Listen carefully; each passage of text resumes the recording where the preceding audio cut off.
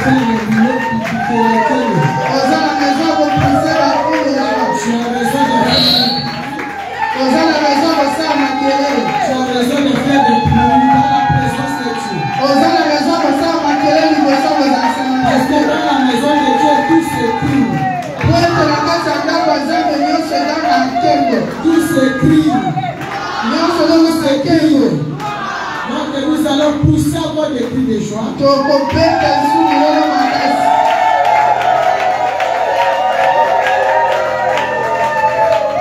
Parce que les serviteurs de Dieu, le roi David a dit, Pour mon sali ensemble, mon candidat, il y a le but. les serviteurs de Dieu, le roi David. Mon sali ensemble, mon candidat, il dit. Un roi de qui sert Dieu. Mon condication à celle à Gazambe. Tous les rois pouvaient savoir qu'ils devaient servir d'abord Dieu. Soit qui va continuer sur la paix pour y aller, c'est va celle à On aurait avoir même des présidents prédicateurs. Tout le monde qui s'entend va conduire Les rois de la nation prédicateurs. Les présidents des assemblées prédicateurs de l'évangile de Christ. C'est ce que quiconque devrait faire. Parce que la vie d'un roi, le serviteur de Dieu. Et je m'inspire beaucoup de lui. Ça me donne de la joie. Tout le monde devrait servir Dieu. Parce que le roi David, à son niveau, il a servi Dieu. Il est bon serviteur de Dieu. Il a dit ceci. Je suis dans la joie.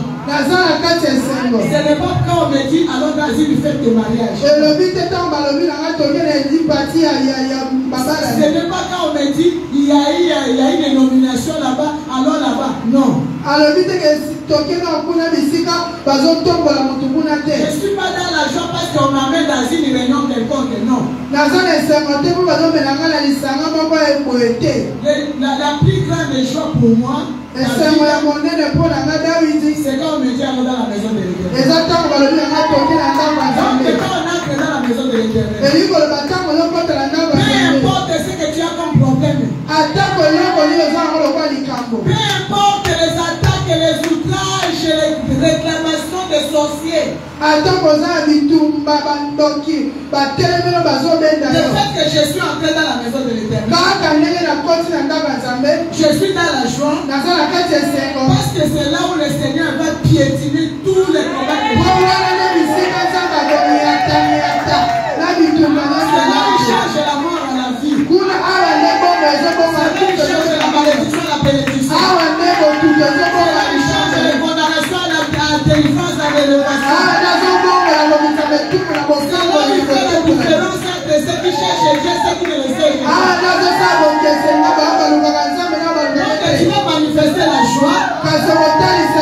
S'il y a quelqu'un qui est déjà dans la maison de Dieu, tu vas acclamer, tu vas pousser des cris de joie.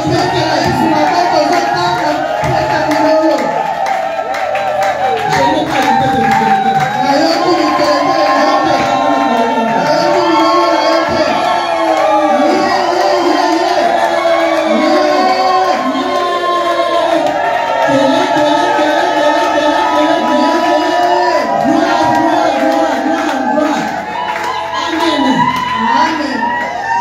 C'est là où nous venons déclarer des messies.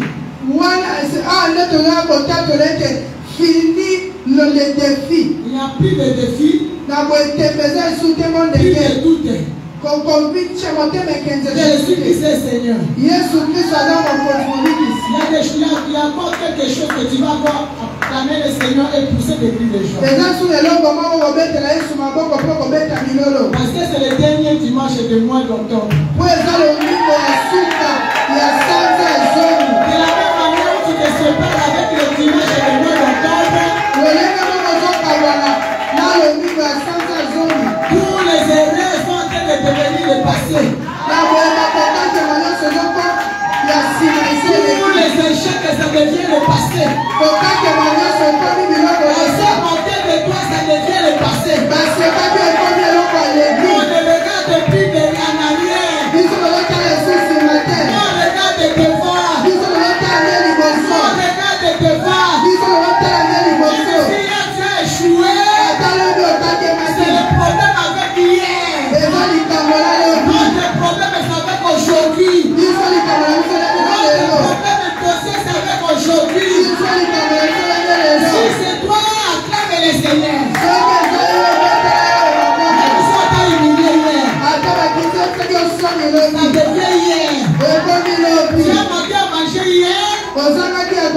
Ça devient hier.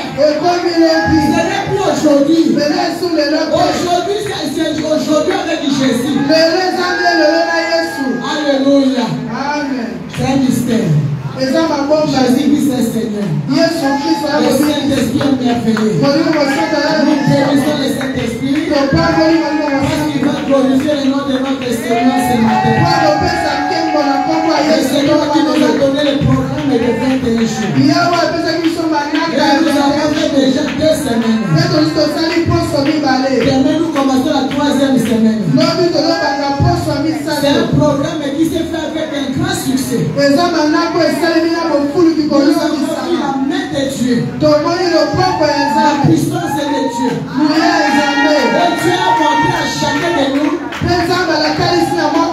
d'une manière ou d'une autre pourquoi il avait permis ce programme. Moi personnellement, quand le Seigneur me disait de 21 jours, je ne voyais pas pourquoi il m'a demandé de faire ça. Mais quand je au Saint-Esprit, j'ai obéi. C'est le mandat la première semaine. Un dimanche, ma petite sœur est tombée et elle a pissé même dans les habits. Vous le connaissez. Vous la connaissez. Celle qui vient après moi. La belle dame là allait partir comme ça. Je suis prié Dieu. Je suis venu dans la salle. J'ai donné le sujet de prière à la sœur Déborah qui conduisait la prière. Je n'avais pas assez d'argent avec moi. J'avais 5 000 francs. Les gens m'ont vu comment je priais ici. J'ai prié. J'ai demandé à Dieu. J'amène ma petite sœur devant ton hôtel. De l'autre côté, les médecins s'en occupent. Mais le problème est beaucoup plus spirituel.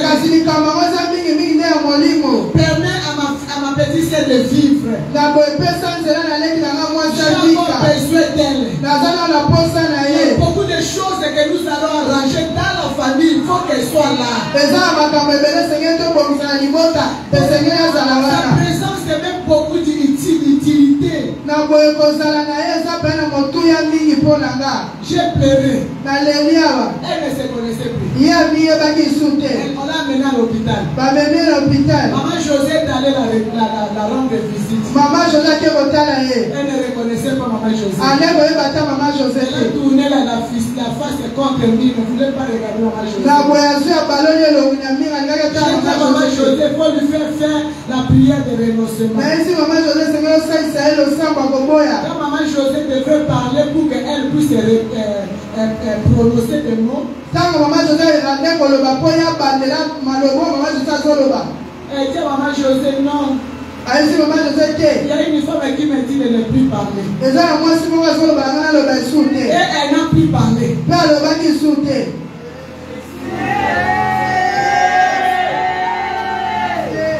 Bien aimé, le Seigneur est bon. Elle qui avait, elle ne savait pas qu'il y avait le sucre dans ton stage. Le médecin là, si c'est l'infirmier, je ne sais pas. En fait, seulement le coup de peste. Ils ont trouvé la malaria. Effectivement, on a mis la glucose. Elle partait. Bien aimé, ça le fait de médecin là. Elle est docteur. C'est ce que je dis. La perfusion la glucose. On a perdu beaucoup de gens dans la famille. Même notre propre ma marraine est décédée sur la table d'opération. On devait l'opérer les cuisses. Mais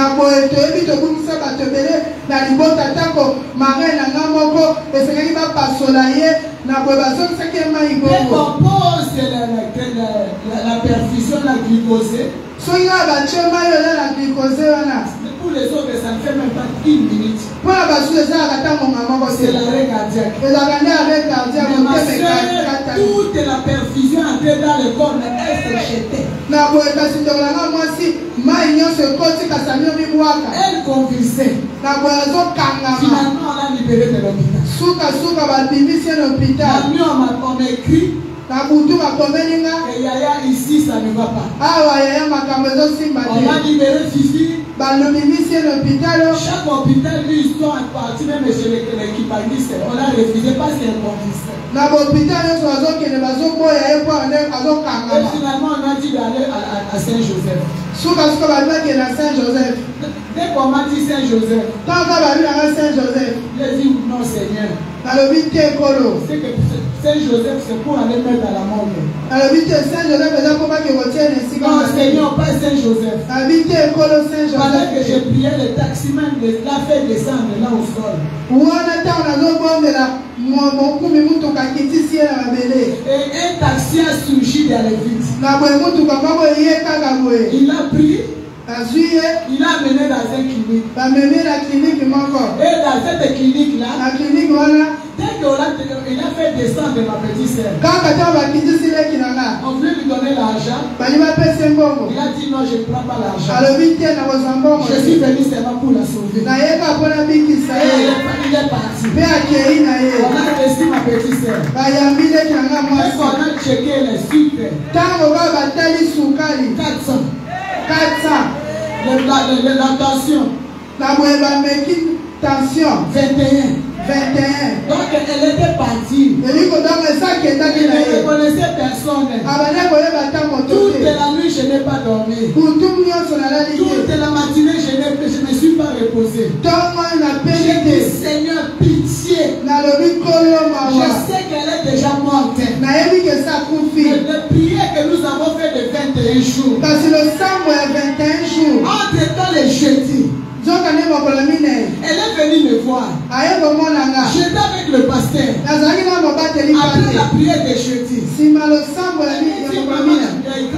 Après la prière de mercredi. Quand je dormais, on m'a montré 3 marmites. Il y a une dame qui réclamait 3 marmites. Les 3 marmites que moi-même je connais qu'on utilisait dans la maison de ma grand-mère. Parmi les marmites, il y a une marmite où on lavait les bébés. Tous les bébés, même moi aussi on m'a lavé la petite marmite là.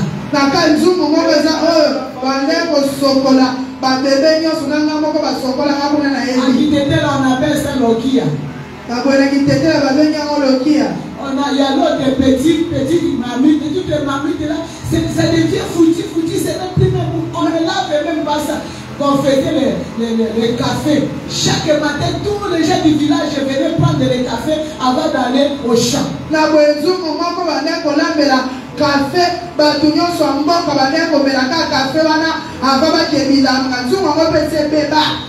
troisième marmite. On a fabriqué ça avec les tôles de Land Rover. On appelle ça Zoom à Land Rover.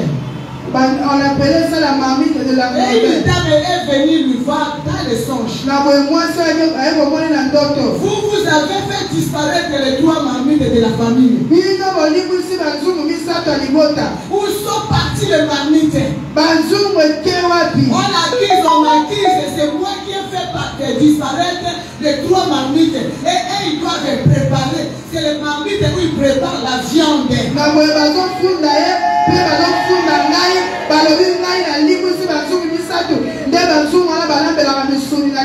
elle dit non, on prépare plus. Nous, on ne connaît plus les histoires de marmites. Nous, maintenant, c'est Jésus. La femme, elle lui dit, Jésus, pas vous devez nous rendre nos marmites.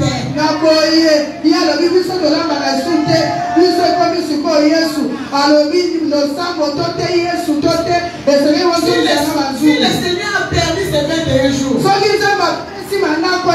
qu'il y a une réclamation quelque part. Et toi qui restes à la maison pendant que les autres sont en train de prier. J'ai béni le Seigneur aujourd'hui. Elle est revenue. Elle parlait. Elle a frôlé. Elle a frôlé l'AVC. Il est en train légèrement dans les comas diabétiques. Il a fait autant de jours sans parler. C'est la veine elle-même. Le Seigneur pour les 21 jours. Elle est en train de résonner pendant que les autres sont en train d'avancer. Tu vas savoir que maintenant à la fin de l'année, les arbitres ancestrales dans les familles elles sont ouvertes aux chefs qui mettent des débats. Mais toi qui m'écoutes, que tu sois dans la salle, que tu sois ici sur place, que tu sois celui qui me fuit en différé, directement, peu importe la famille qui s'est ouverte dans la famille, où on cherche quelqu'un pour mettre dedans. Toi tu n'entreras pas dedans. Si on a découpé les viandes,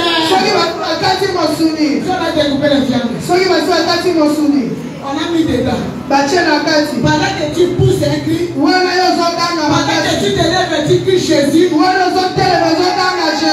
morceaux de viande sont en train de se rassembler. Tous les morceaux de viande, ils ont déjà mis dans la maladie. Que ce soit toi, ton mari, tes enfants, personne ne restera dans la marmite. Jésus que tu vas, tu es en train de pousser. Jésus que tu es en train de prier. Les marmites en train de se faire disparaître. Ton mari n'entrera pas dedans. Ton enfant n'entrera pas dedans. N'arrête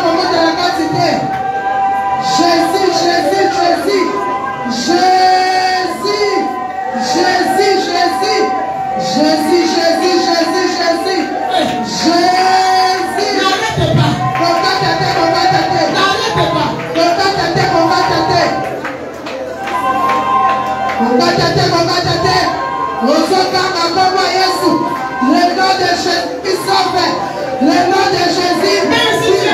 Même si tu as manqué les 2 semaines, tu viens commencer avec nous la 2 semaines. On continue déjà dans Kachamoulonga matin. Bien aimé dans le Seigneur. Ce programme de 21 jours de jeûne et prière. Mon mari m'appelle là où il est. Il est en train de faire un grand travail là-bas à Toronto. Il est à Toronto à l'église de Siloé. En passant, je salue papa Ezekiel. Il m'appelle pour me dire il y a une fille de Belgique qui a publié dans sa page que papa Kemolo est dans le coma. Est-ce que vous le faites? Jamais!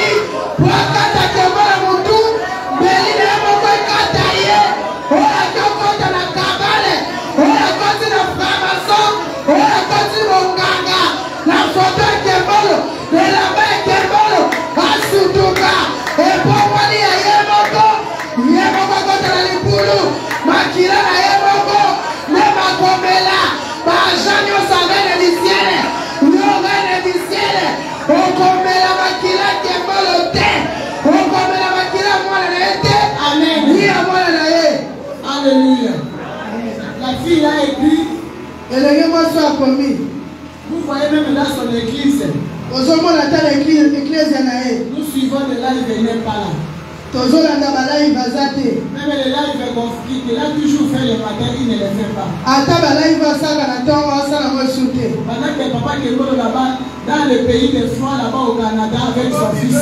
Wana papa Kembolo na mboka ya Malili na mwana ye. Tous les propos diaboliques. Na boye manaka na bango nyonso Ce sont des escaliers pour nous faire monter. Ezali escalier pour matisa biso. Je déclare dans la vie d'une personne. Basatoli na bongo na moto moko. Celui qui est en train de parler des paroles de malédiction contre toi. Moto nyonso azoloba maloba botutu likolo na yo. Toutes ces paroles vont retourner contre elle-même ou contre lui-même. Sika te maloba na nyonso botutu ezolela ye moko. Tu ne feras que monter, monter, monter.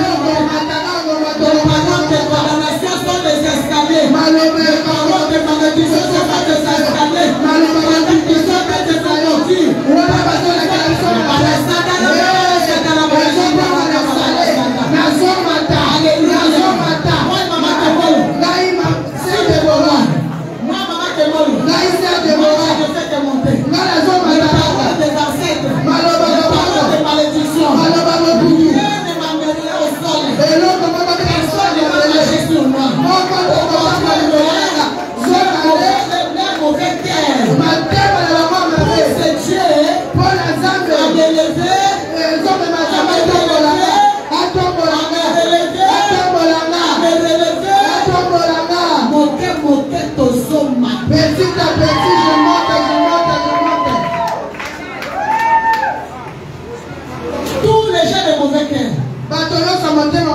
Partout il ne dorment pas. Partout il ne dorment pas. Ils n'ont pas sommeil. Toutes les nuits. Il ne faut que des incantations. Mon fiancé il va ne koufa. Pour que cette fiançaille mère ne Pour puisse pas. que ce fiancé il ne progresse pas. Pour que ton mari te quitte. Même quand le mari a quitté, ils sont en train de faire des incantations qui ne reviennent pas. Ils sont tous autour de ton esprit. La maladie qui est en train de te déranger là. Le problème est que cette maladie t'amène à la mort. Mais moi je dis non. Tu ne mourras pas. Moi je ne mourrai pas. Les enfants ne mourront pas. Mon mari ne mourra pas. Les adversaires retournent à eux. Retour à l'expéditeur. La personne qui a brisé la force du coma, lui-même va tomber dans le coma et va partir. La Bible déclare qu'ils ont préféré la malédiction. Parce que la malédiction retourne à elle-même. Ils ont préféré la condamnation. Parce qu'ils aiment la mort. Voilà les tombes. Ils ont dans les tombes. Ils sont fiers de déclarer. Pour dire que tu n'as pas vu les messieurs tels. Non, quelqu'un dit qu'il est mort là, le mois passé. Nous l'avons dit qu'il va mourir. Et il est mort. L'autre l'année passée. Je suis allé moi-même lui dire que tu vas mourir. Aujourd'hui, il est déjà sous terre. C'est que la même chose va t'arriver. Moi, je dis qu'il a menti. Loba akosi na mungomo makasi. Il a menti à haute voix. Akosi. S'ils avaient donné la parole d'honneur dans leur réunion satanique. Parce que dans le monde des ténèbres, il ne faut qu'imiter Dieu. Quand tu as dit, qui enverrai-je? Esaïe dit, mais voici envoie-moi. C'est que dans le monde des ténèbres, il y a aussi des mais voici envoie-moi. Il y a quelqu'un dans la sirène qui a frappé la poitrine. Celle-là qui a frappé la poitrine de la tête de Jean-Baptiste, moi je vais te le donner. Alléluia. Amen. Alléluia. Amen. Moi, je ne suis pas Jean-Baptiste. Il y a des sirènes comme la sirène là, la femme de Rhodes qui a donné la tête de Jean-Baptiste.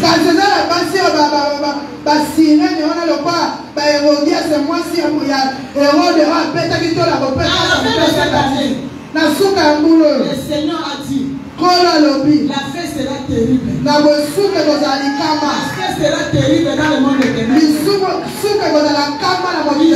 de faire tout. La plupart, pendant que tu es en train de marcher, mais ta tête est déjà dans un plateau. Et comme nous sommes dans ce programme, avec la retraite qui aura lieu cette semaine, même ici, la tête était déjà dans un plateau. La tête va quitter le plateau. Va commencer à courir dans le les océans pour cette tête va retourner à toi. Comme Jésus a retourné l'oreille que Pierre avait coupée. L'oreille est tombée par terre. Et Jésus a pris l'oreille et l'a remis. Pour laquelle on a coupé ta tête. Oh, bakati moto na yo. On a fait de marcher avec l'asile fête. Na webazo tambo na ngona ni parti. Quand ton vie se réveille dans le plateau, il n'y a plus rien. Na webakola la balamuki na plateau le wala tu as disparu. Il y a la disparition d'un humain dans le monde des ténèbres. Na weza na moto moko zo limwa na mokila molini. La disparition d'un humain. Weza na moto moko zo limwa. Dans le monde des sorciers. Na mokila bandoki. Toute la sorcellerie. Bondoki nyoso. La personne qui frappe la poitrine. C'est moi qui les coupe et qui les égorge. Cette fois-ci, s'il insiste, c'est elle qui sera égorgée. S'il insiste, il va attraper la folie. Pour ta côté longue, la personne qui va aller faire le fétiche contre toi, elle va attraper la folie. Pour ta côté longue, la personne qui reste riche, un féticheur, il devient fou, folle, lit à la vie. Je suis en train de descendre. Pasteur, je suis en train de finir le message. Pasteur, alors je ne peux pas débattre aussi sur ma terre. Somme 91. Mon canard va dire mon terre. 91 est pour les Français. C'est le verset du jour et j'arrête. Parce que je vais beaucoup travailler dans la semaine. Le Saint-Esprit voulait motiver seulement une personne. Pour lui dire ne crains rien. Pour lui dire qu'on va mater. Tu n'as rien à craindre. Même si tu as vu ta soeur ou ton frère est alors vous l'avez enterré 2 fois, 3 fois, à ton tour, ne crains rien.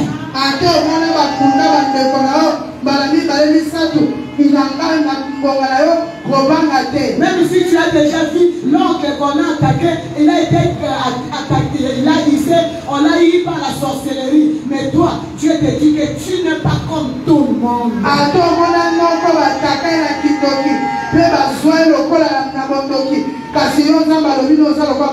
Quelqu'un va élever sa main droite pour dire que je suis différent. Je suis différent. Je ne suis pas comme tout le monde. Là ils sont tombés, moi je ne tomberai pas. Là ils ont poussé, moi je ne glisserai pas. Là ils ont failli, moi je ne vais pas faillir. Je suis différent. Quiconque se libérera tombera. Toutes les langues qui se lèvent en justice contre ma vie, je les condamne. Je les condamne. Je les condamne. Au nom puissant de Jésus-Christ. Alléluia, acclame le Seigneur.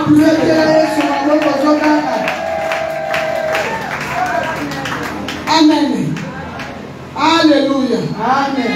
Alléluia. Amen. Psaume 91. Psaume chapitre 91.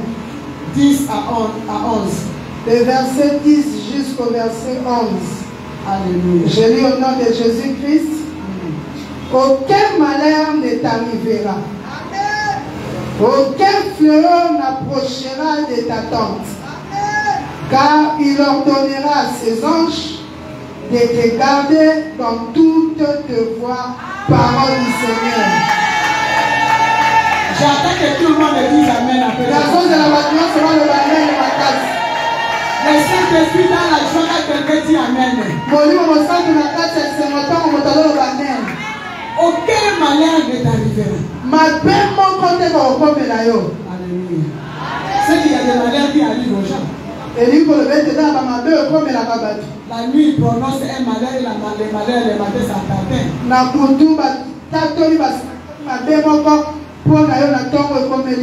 quand tu vois quelqu'un qui achète un véhicule, on dit tu es devenu fier parce que tu deviens véhiculé.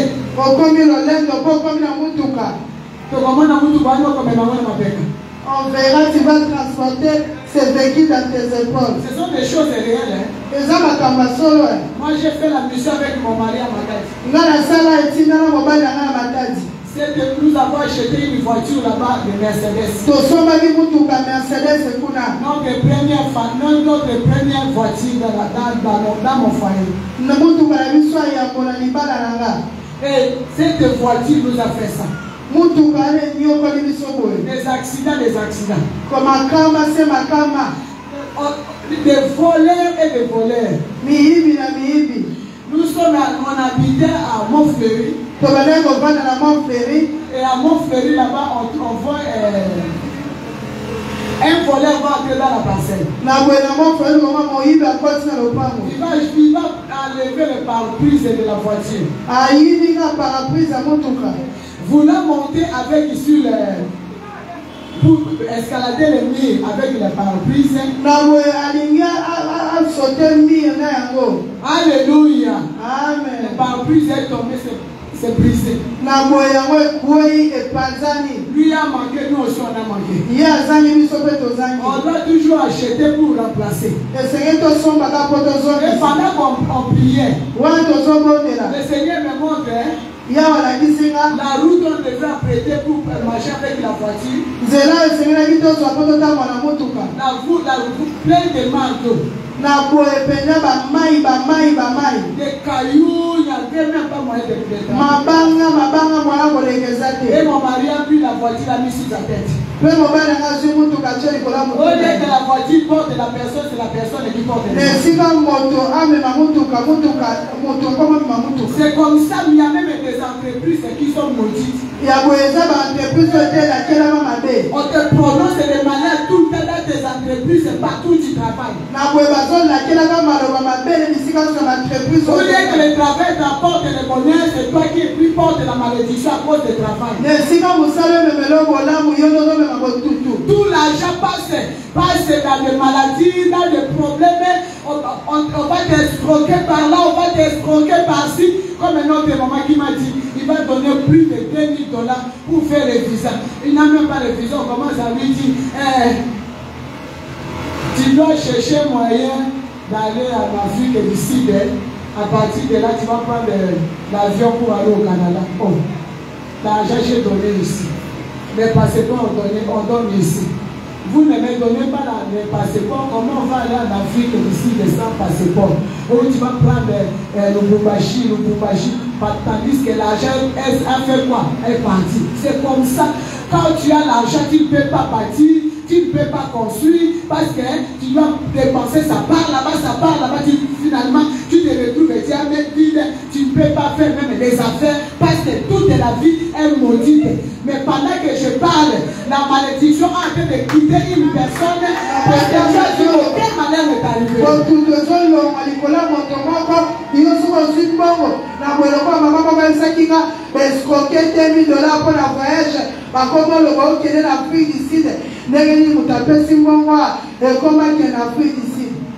Alléluia. Les malheurs. Mabe. On a mis les malheurs sur ton chemin. Bache mabe na nzela na yo. Dans ce programme de jeûne et prière. Kasi na manaka oyo ya jeûne et prière. Ces malheurs vont te quitter. Mabe wana kolonga na La nzela na yo. personne qui progresse par rapport à ton malheur. Moto azokomba azomataka wana yo ozonyokwama. Il y a une souffrance qui est en train d'élever une personne dans la famille. Eza na pasi moko na bomoi na yo oyo ezotombola motu na libota. Tu es malade.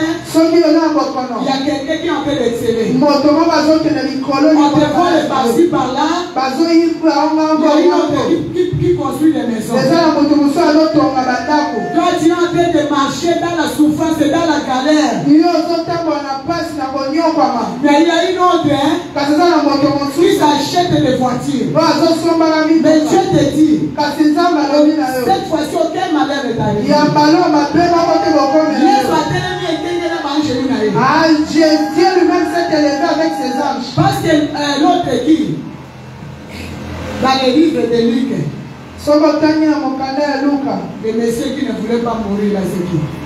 Siméon. Mobali alinga kokufa te Simeon. C'est lui qui dit. Siméon a dit, Simeon alobi le temps a sonné. ngombe koki. Jésus-Christ est venu mettre fin à tout ça. Yesu Kristo ya kotia suka na nyonso. Luc chapitre 2, Oui, tu veux lire déjà? le verset 34, j'ai lu au nom de Jésus-Christ. Oui. Et Simeon le bénit et dit à Marie sa mère, Siméon bénit qui? voici cet enfant. Siméon bénit qui? Simeon bénit Jésus. L'enfant Jésus qui a pris le corps humain pour venir nous sauver. Mwana Yesu azwa nzoto bomoto mpona babobikisa biso. Il a commencé à travailler, il était encore dans le ventre. Abali kosala mosala azalaki nano na kati ya libumu ya mama na Il ye. était dans le ventre, hein? Wana aza na kati ya libumu. Le jour de la rencontre de Marie et d'Élisabeth. Mokolo ya bokutani ya Marie na Elisabeth. C'est le jour où il a transmis l'onction du Saint-Esprit à Jean-Baptiste. Eza mokolo oyo akitisi epakwa likolo ya Yohane Mobatisi. Il n'y a pas un bébé miracle comme Jésus-Christ. Eza na bebe moko bikamwa te lokola Yesu Kristo. Élisabeth a dit, dès que je t'ai vu, Elisabeth alobi wana kaka namoni yo. le bébé a commencé à bouger.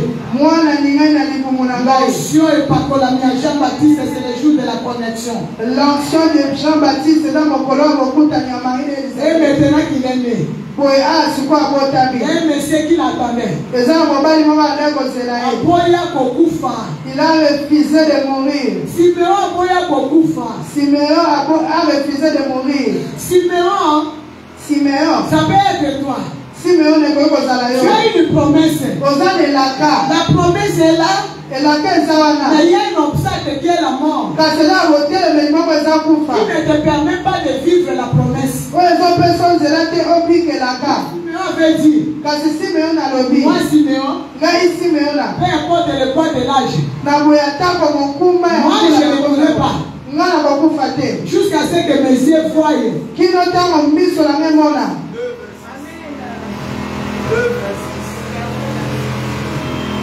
Amen. Commencez par le 34. Le verset 34. Simeon le bénit et dit à Marie sa mère. On lit d'abord le verset 6. On lit le verset 26. Il avait été divinement averti par le Saint-Esprit qu'il ne mourrait point avant d'avoir vu le Christ du Seigneur. Il avait été divinement averti par le Saint-Esprit. Et si déjà Il savait que le Messie va venir. Et il viendra pendant sa génération. Et comme il était averti, comme toi tu étais déjà averti sur certaines choses, il faut déclarer comme Bartimée. Disant que moi je ne mourrai pas si je n'ai pas encore vu le Messie.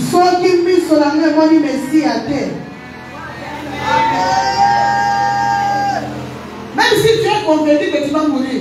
Comment la maladie est comme difficile. Tu es en train de voir cette maladie, ça devient maladie ou pas, je suis en bonne santé. Jusqu'à ce que je ferai ce que le Seigneur m'a averti. C'est alors que Dieu livre maintenant 34. Simeon le béni et dit à Marie sa mère. Il dit à Marie sa mère. Voici, cet enfant est destiné à amener la chute et le relèvement de plusieurs en Israël et à devenir un signe qui provoquera la contradiction, parole du Seigneur. C'est Simeon comme celui qui avait la révélation. Le Seigneur permet que celui qui était l'ancien qui devait bénir le fils Jésus. Et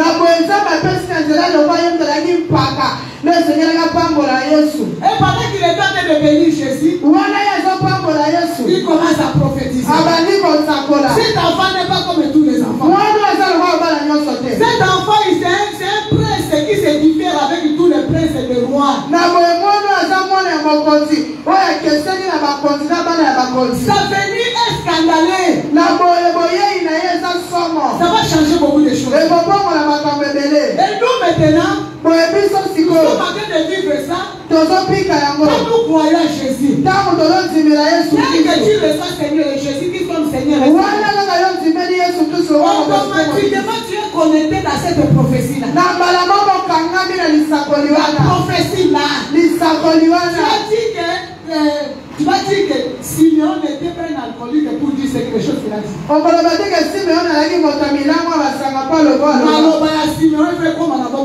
Les paroles de Simeon doivent s'accomplir dans ma vie. Ça doit s'accomplir. Il a dit à sa mère, c'est toi qui ne connais pas. Tu connais seulement que tu étais vierge et tu es tombée enceinte. Ça c'est l'Esprit de Dieu en personne qui a pris la chair dans le corps humain. Il est venu. Voilà sa mission. C'est le jour où on a déterminé la mission de Jésus sur la terre. Comme Marie, tu dois connaître que cet enfant voici cet enfant est destiné. Sa mission, c'est d'amener la chute et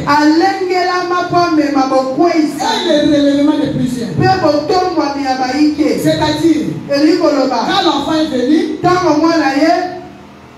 vous entendez? Quand l'enfant est venu, il a trouvé dans le monde les choses que les gens ne comprenaient pas. Les autres les ont élevés. La fille des autres, la flèche, c'est comme ça. Depuis la naissance, il a trouvé la flèche comme ça. Et partout, c'est leur vie, toute la famille. C'est la seule famille qui excelle. Tous les enfants, tous les papa et maman et leurs enfants. Tous les enfants étudient dans les bonnes études. C'est eux qui excellent. C'est eux les lauréats. Alléluia. Amen. C'est papa qui travaille dans les postes. Et maman aussi travaille. L'enfant, quand il finit les études,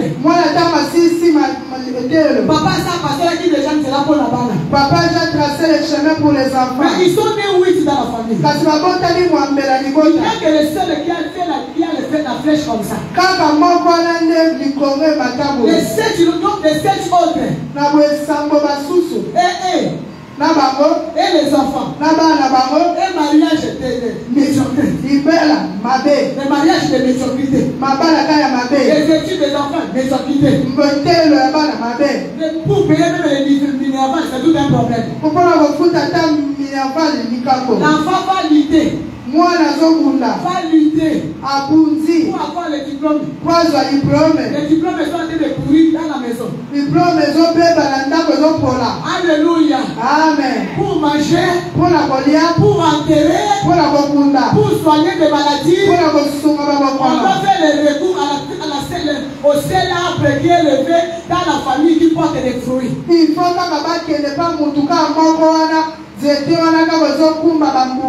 c'est ce que Jésus a trouvé sur la terre. Tous les étoiles de la famille. On a tout pris, on a donné à une seule personne. Vous les autres, la famille d'Ésaü, Esaü, on a pris tout ce qui lui appartient, on a donné à Jacob. Ce qui fait que vous allez constater dans la famille. Il y a des gens qui se lamentent. Mes petits frères, même si je les donne $1000, va faire les affaires. Il va commencer et les $1000 et les $1, il n'aura plus rien dans la poche. Parce que dans les petits frères, on a enlevé l'étoile de ce qui fait que la personne ne puisse se multiplier. La multiplication de la famille, on a donné à une seule personne. Voilà Jésus qui arrive. Les gens ont commencé à étudier, ils ont dit que la vie ne les a pas souri. Comment les séquisses va te vérité? La vie n'a pas souri à plusieurs. Comment les libères les séquisses va te La vie de mariage n'a pas souri. Par vous souffrez dans les mariages. Les autres ne sont pas dans les mariages, c'est les calvaires. Toi tu es ici. La vie ne t'a pas souri. C'est à cause de cela que tu es venu voir Jésus. On est venu voir Jésus. La vie ne t'a pas souri. Tu es belle. Tu es tout ce que l'homme peut chercher. Tu es en dehors du mariage. À cause de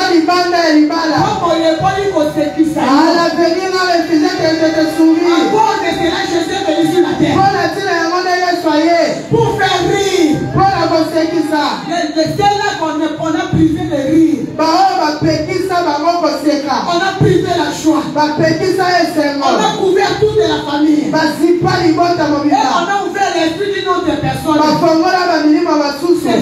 C'est même une personne qui connaît. Vous cherchez, vous êtes dispersés en cherchant, mais vous ne trouvez rien. Les autres gens sont allés chercher comment chercher à vivre même, à chercher à aller en Europe, à cause de l'océan. Elle est partie se submerger là-bas. La vie de famille où tout le monde se cherche, il n'y a pas la facilité. Tout est difficile. Quand les yeux la tête de l'autre côté, je pars chercher même dans les affaires.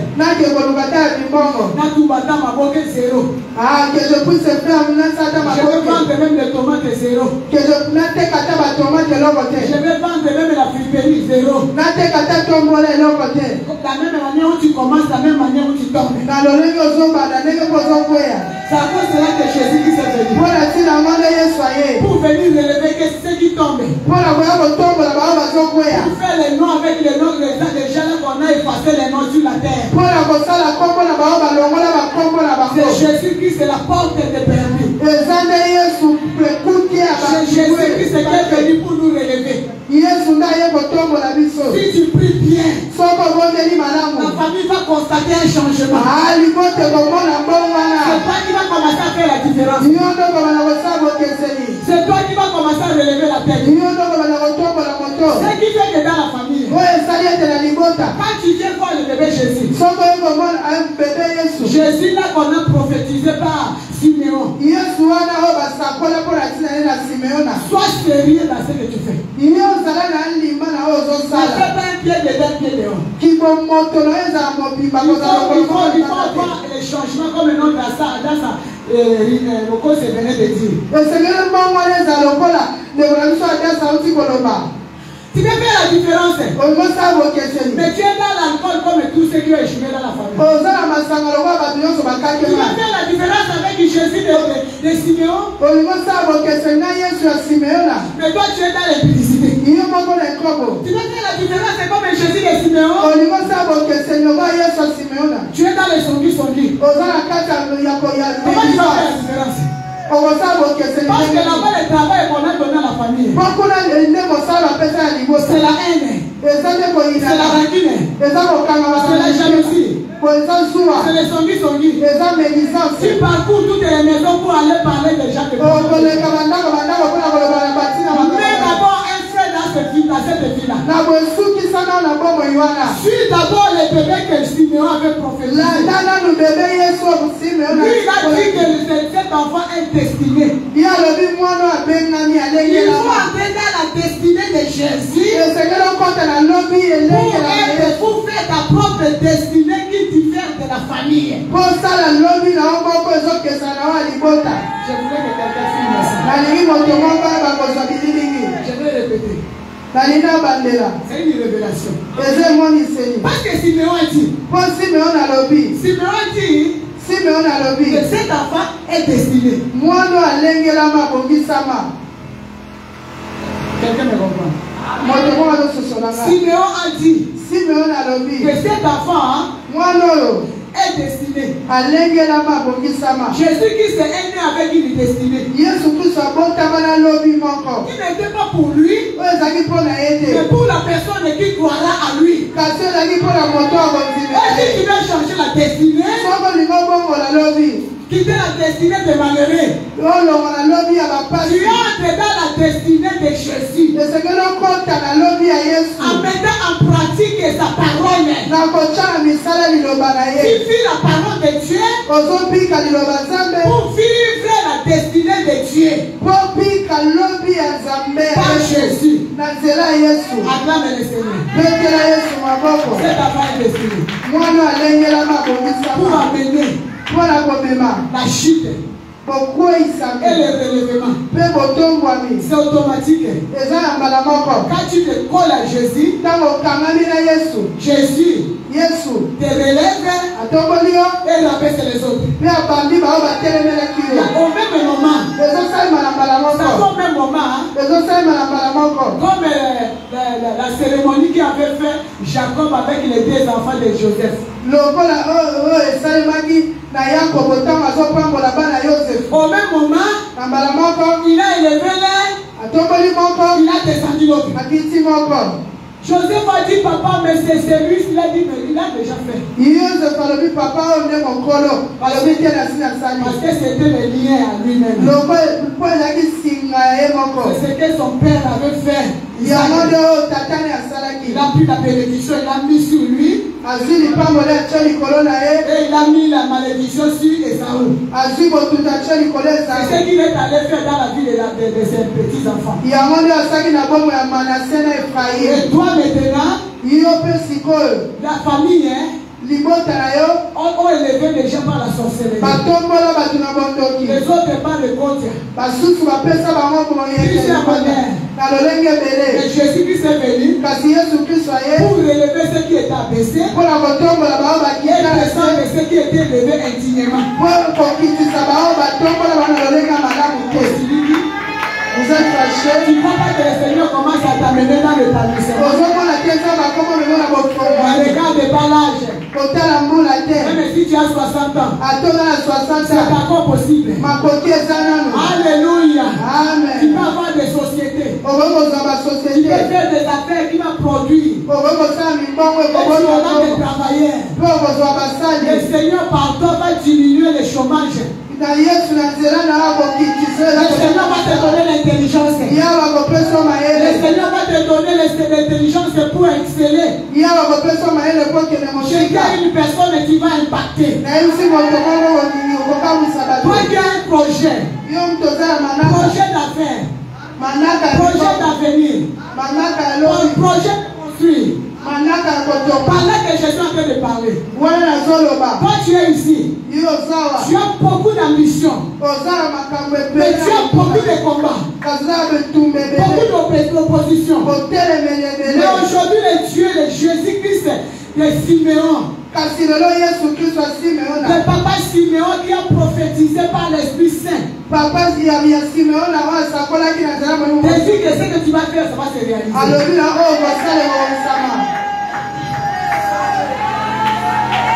Ça va se réaliser. Tu feras parmi les gens qui vont diminuer le taux de chômage au pays. Tu seras la lumière pour plusieurs. Ce que toi tu veux faire, fais-le.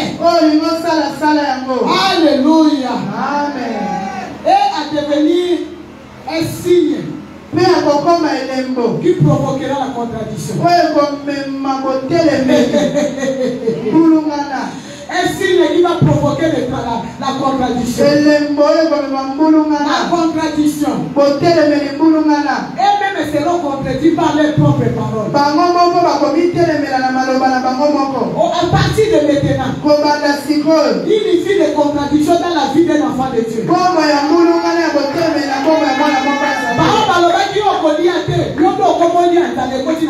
Ceux qui ont dit que tu ne vas pas marcher, toi tu commences à marcher, la sécheresse. Ah, toi tu te maries, c'est eux-mêmes les maris sont disloqués. C'est fini au sol les dit. Ah, c'est fini. Depuis que tu as commencé à porter les robes de soirée dans les mariages, tu peux préparer dans les mariages des enfants des autres. J'ai connu une petite fille. Quand je travaillais au Pleureuse, là-bas au ministère du Commerce, le Seigneur m'a utilisé puissamment. Par ce problème de Pleureuse, le Seigneur a fait de moi une maman mondiale. Il n'y a pas un pays dans le monde où on ne connaît pas mon nom. Partout où tu vas arriver, tu ne peux pas passer inaperçu, tu vas recevoir un shalom. Une petite fille qui s'attachait à moi. Tellement elle pleurait beaucoup. Je l'ai approché pour demander pourquoi elle pleure. Premièrement, elle me dit ceci. Maman, je fais la coupe couture. À l'imiter. Et je n'ai pas l'argent pour payer. J'ai pris l'engagement de lui prendre en charge. Là-bas, j'ai fait étudier beaucoup d'enfants. Et je sais même à Sifo de Sayorangé. Si je l'ai fait là-bas, si je vais le faire au centime. Parce que le Seigneur, c'est un signe de contradiction dans ma vie. Je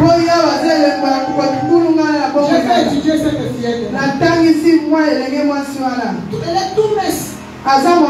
C'est une fille de l'Est. Elle pleurait toujours. C'est alors qu'elle est venue témoigner. Elle dit que ma maman, elle est maman sociale. Elle est commune. Donc quand il y a des mariages des autres amis, c'est eux qui vont préparer. Chaque week-end, la maman ne restait pas à la maison. Les fêtes par là, les deuils par là, parce que c'est eux qui travaillent. Et elle est venue dire à sa maman. Toutes les mamans vont pleurer là-bas au Pleureuse. Pour la vie de leurs enfants. Parce que Pleureuse, ce n'est pas pour maudire les gens.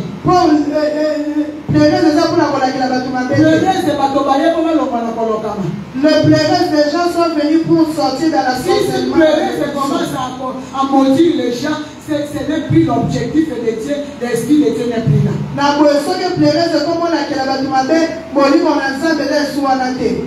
Oh, nous allons maudire telle personne et tous les Pleureuse élèvent les mains. Tout quand vous faites ça, dans le lieu où le Seigneur a donné une autre esprit, une autre vision, vous prononcez ces paroles vont retourner dans vos maisons.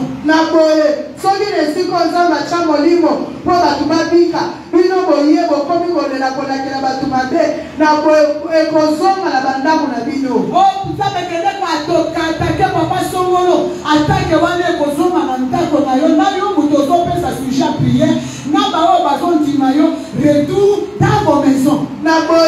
Toi qui entraînes les gens, tu donnes le sujet, maudissez papa tel, ce sujet de prière va retourner contre toi-même qui entraîne. On va envoyer cette vidéo, on fait des prières comme ça. J'ai pleuré toute la semaine, toute la journée, toute la nuit. J'ai dit Seigneur, ça ce n'est pas la maldition que la servante de Dieu m'a donnée, ce n'est pas ça. Pourquoi on commence à maudire les gens? On vient là-bas pour que la malédiction nous quitte. Pour réconcilier notre vie avec notre Seigneur. Afin d'entrer dans la destinée de Jésus. Afin de vivre la contradiction que Siméon avait prononcée devant pendant qu'il était en train de bénir l'enfant Jésus.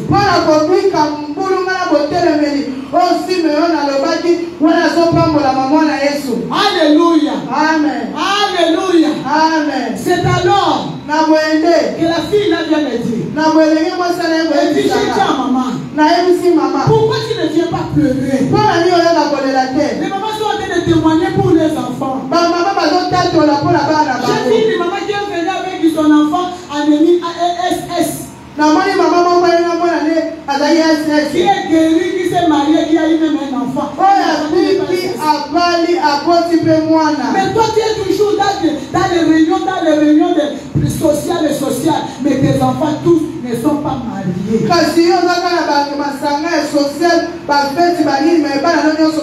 Et sa maman s'est fâchée. Pourquoi tu viens m'indexer? Est-ce que c'est moi qui vous ai maudit? Cette nuit-là, la fille a pleuré. Après ses pleurs, elle va voir. Dans la parcelle, ils habitaient à Yolo. Pendant que la famille était à Yolo, elle n'était pas encore née. Le témoignage là, il y a ceux qui connaissent ça. Amen. Pendant que sa famille était à Yolo, elle n'était pas encore née. Dans cette parcelle-là, il y avait un arbre. Et cet arbre-là était là, qui protégeait, ça faisait l'ombre pour se cacher sous l'abri de la chaleur. C'est alors un jour, la grand-mère a quitté la ville de l'Est. Elle est venue voir son fils et sa femme et ses enfants. Un jour, elle a amené un féticheur. Et ce féticheur-là est venu soi-disant pour bénir la famille. Et la cérémonie se faisait autour de cet arbre-là. C'est alors que le Seigneur va lui montrer. Pendant que le féticheur est en train de faire la cérémonie, pendant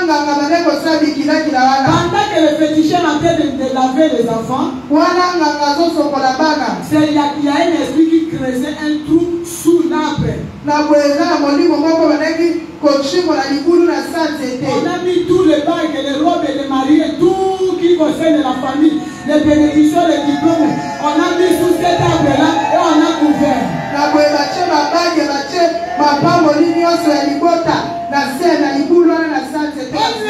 Elle n'a pas encore l'âge de se marier.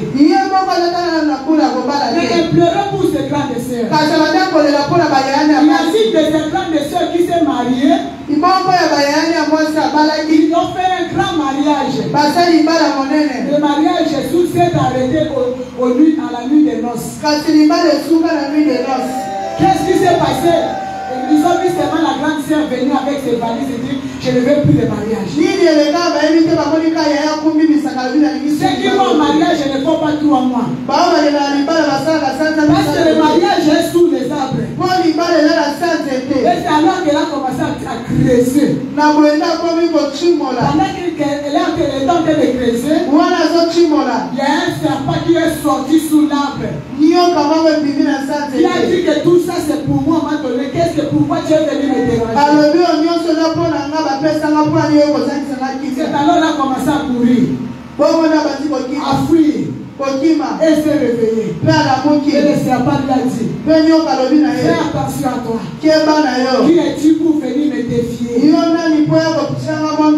Je te dis, toi tu vas défier les serpents. Parce que nous avons Jésus qui est au-dessus de la situation. Le serpent derrière de nos jours. C'est Jésus Christ de Nazareth. Tu vas faire la contradiction. Pendant la retraite que nous allons commencer, ce week-end, qui commence jeudi, nous allons déchirer les serpents. Nous allons creuser les arbres. Nous allons récupérer ce qu'on a enterré là.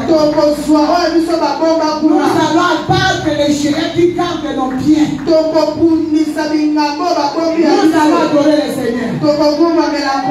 Nous allons bénir le Seigneur. pour ce matin. Parce que c'est un matin qui prépare le week-end. Prends la position, nous allons adorer. Toi, tu es béni. Parce qu'il y a une vie de contradiction dans ta vie. Jésus.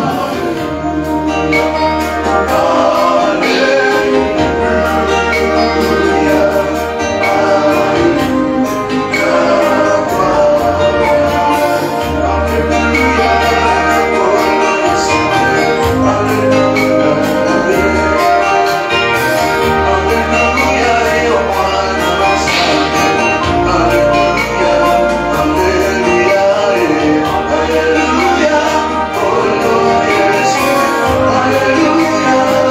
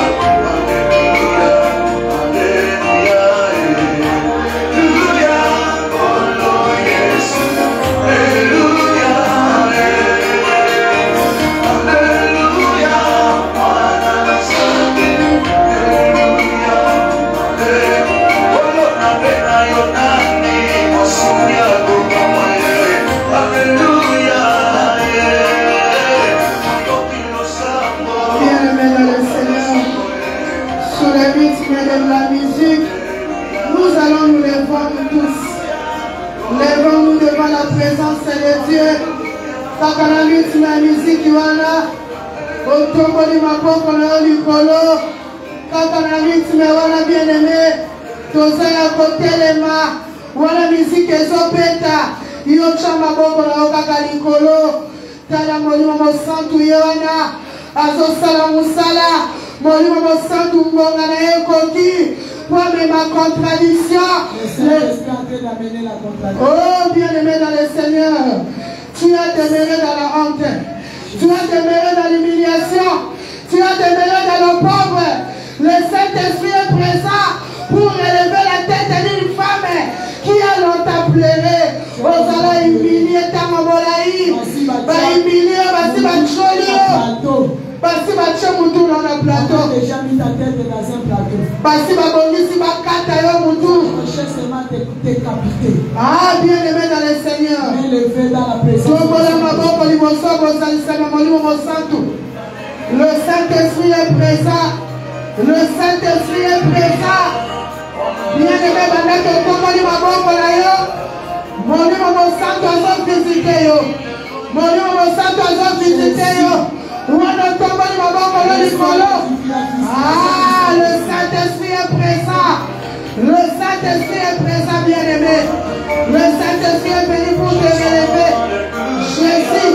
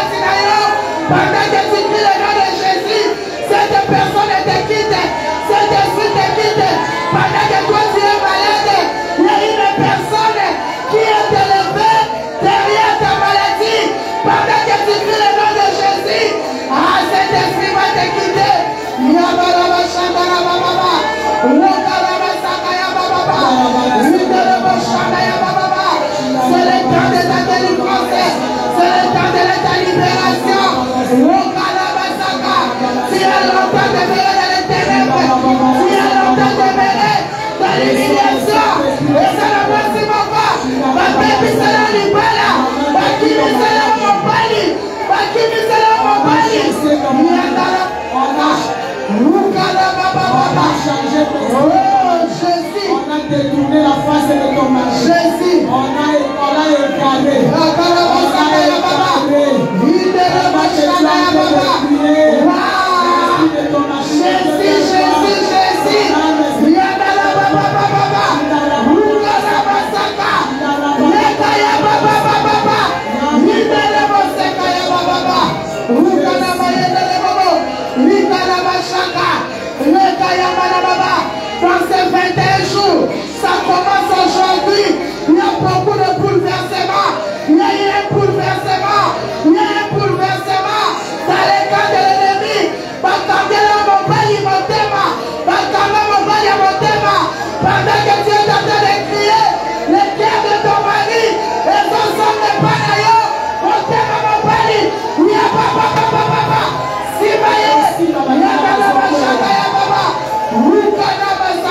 Si c'est le moment de la visitation. C'est le moment de la visitation. Ceux qui sont morts. Jésus, au temps de la galère du Ligue, il marche avec les ombres de ceux qui sont morts. au temps de la galère du Ligue, maintenant la puissance du Saint-Esprit est en train de séparer. Séparation.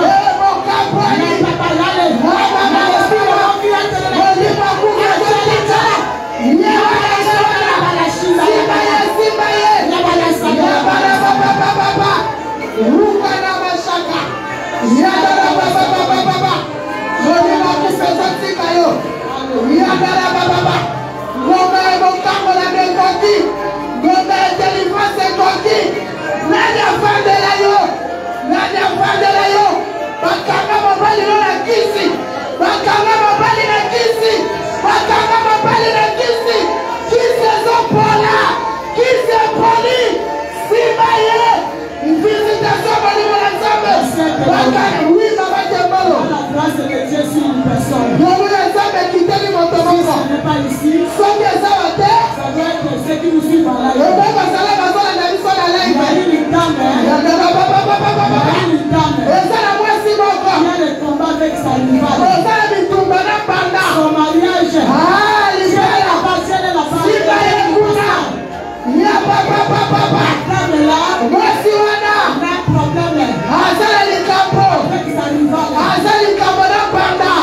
La rivale a pris possession.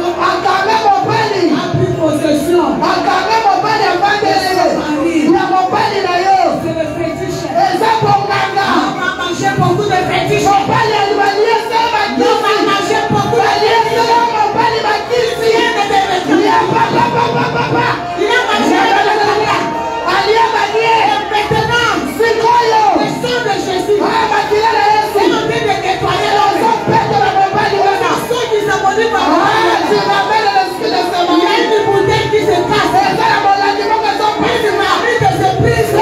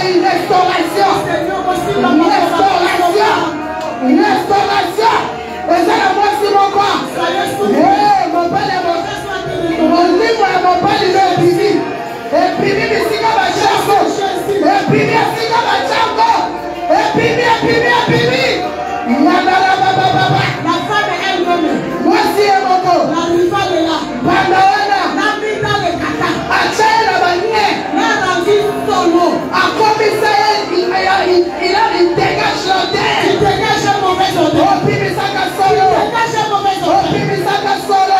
L'odeur là de Dieu. Sur les autres cailloux. Sur les autres cailloux. Les autres moi c'est mon corps. Ma canisse mon pali na yo. Les soki likolo na yo. Ma longola qui est ma canisse. Likolo na yo. Na mwana. Yes, I saw ici. Yes, I saw ici ma canisse. Yada la baba baba. Il ramène la conseil baba.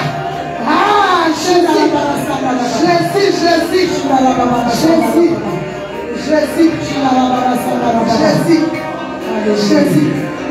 C'est un dimanche spécial. C'est un dimanche différent. C'est un dimanche où la prophétie de Dieu a été sortie.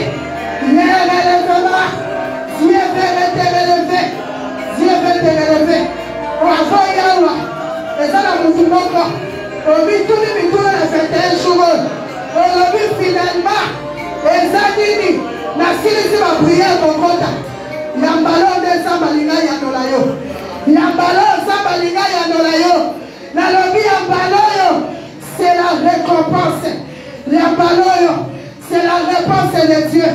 C'est la réponse de Dieu. C'est le moment où Siphone, il y a une grande visitation de Dieu à tous les fidèles de Siphone. Il y a une grande visitation. La visitation divine aux fidèles de Siphone. La visitation divine. La visitation. Jésus. Jésus.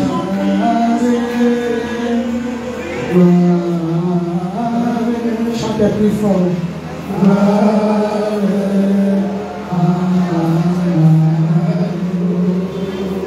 Plus fort que ça.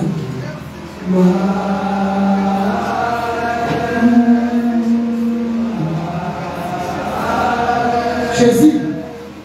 Ah,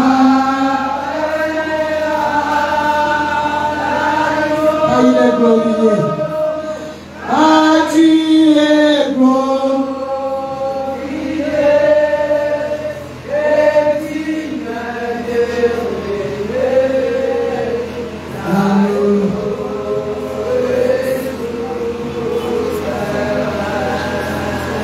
Acclame le Seigneur très fort. Bekela Yahweh maboko makasi.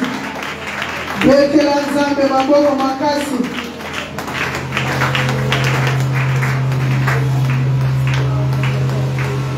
Jésus, Jésus, Jésus, pendant qu'on appelle la sœur Ada Salokose pour notre grand programme, pendant qu'elle avance, nous acclamons Jésus, nous acclamons le roi des rois, nous acclamons le Seigneur des seigneurs, nous acclamons le Dieu tout-puissant.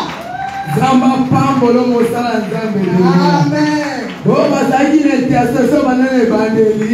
Montre le jeu Pelagi. Amen. L'homme a dit distrait. Toi qui es maman distrait. T'as pas visité Bango. L'homme qu'on se la carrette. On se la calonne au Kuna. Toi qui es pour le présent. T'as pas visité Bango. Dieu les a prendre la moudillon sur ta prière qui va les bander. Que Dieu bénisse toutes les accomplissement quand tu as prié, tu as banné les bandeliers. C'est l'accomplissement de la prière du début. Voilà pourquoi quand le diable amène la complication, il y a la grande visitation de Dieu. Parce qu'au début, il n'y avait pas le courant, le groupe aussi a connu un problème. Mais nous nous sommes dit, nous allons prier même à la bouche. Que Dieu bénisse toutes les personnes qui ont prié. Même si tu ne veux pas tomber, Dieu ça te va visiter. La visitation a touché tout le monde. Le feu déjà allumé, ça va continuer toute la semaine. Ah, il y a le feu qui est déjà allumé à Siphone. Voilà pourquoi la scène de retraite ne manque pas. La retraite a déjà commencé. Ça, c'est déjà le fait de la retraite. Jeudi, nous serons là, nous tous le soir. décision. Jésus bien-aimé dans le Seigneur, papa, maman, jeune enfant, venez avec la décision. Maman, quand elle est pour maman, tu vas t'apporter maman. Bien-aimé, maman, ferme la porte de la maison. Arrête d'abord de vendre pendant ces 2 jours. Pendant que tu vas venir le jeudi, le vendredi, même si tu ne vends pas, tu peux vendre le samedi. Pour le jeudi, oh maman, on a la décision, il faut mon clair la 21 jours. Bien aimé, parce que le jeudi, quand tu vas venir avec une décision, tu dois voir la main de Dieu dans ce moment.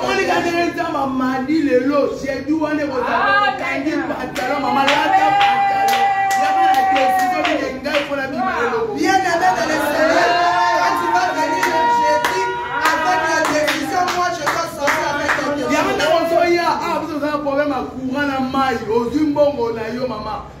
si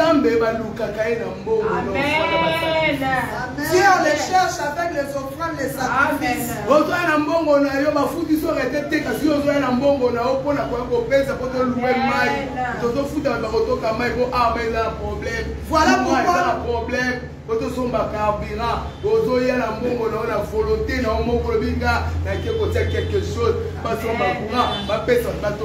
Voilà pourquoi dans cette retraite, comme nous avons un problème de l'eau, l'eau ne jaillit pas, il y a des problèmes du courant, tu vas venir avec ta participation en disant, Dieu Seigneur, souviens-toi de moi, cet argent va contribuer pour qu'on puisse aménager l'endroit pour mettre la propriété.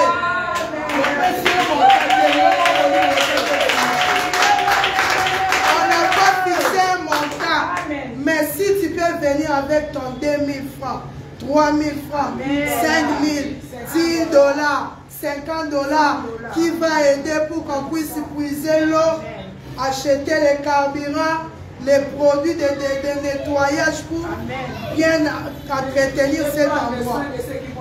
Et prendre aussi soin de ceux qui vont travailler. Dieu va te bénir. Je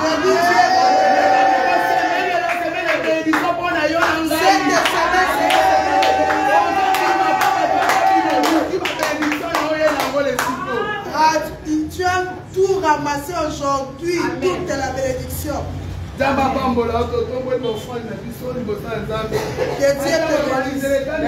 mercredi à la programme de prière forte. Le temps de l'offrande, c'est le temps de la bénédiction. Le mercredi prière qu'on allait à moto. Mercredi moto repréla. Avant qu'on m'a dit, mercredi le moto go. Avant qu'on arrive le jeudi, le mercredi d'abord le soir, on aura une forte prière. Mardi, mercredi, quand vous avez déterminé